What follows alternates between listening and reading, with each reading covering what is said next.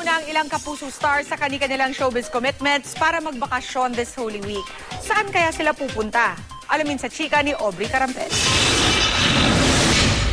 May kanya-kanya ng plano ang ilang kapuso stars ngayong Holy Week kung saan pahinga ang marami sa trabaho.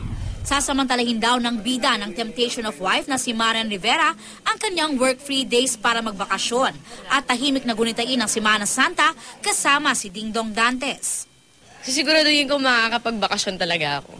Sama si Dong. Siyempre.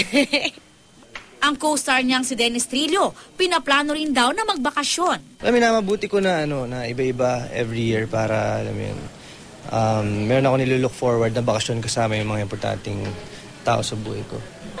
Si Jeneline Mercado ay magdadiving naman sa Batangas. Magsistay lang kami doon kasama ko family ko at saka si Luis.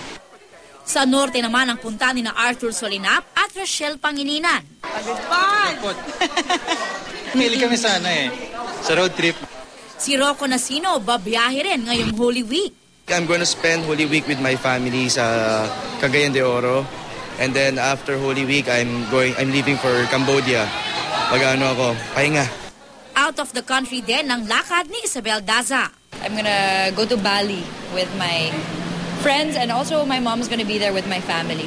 Ang Indio star na si Senator Bong Revilla, Boracay bound naman kasama ang pamilya. Same. Kung ano yung ginagawa natin every year, buong pamilya, doon kami sa Boracay. Si Bea Binene at ang kanyang pamilya naman, may tradisyon ng nakagawian tuwing Holy Week. Every Holy Week nagbibisita iglesia kami. Pamilya rin ang makakasama ni Mundo Mo'y Akin heartthrob, Alden Richards. Bahay lang, then with family, spend time and of course offer it to God kasi itong week na to is once a year lang.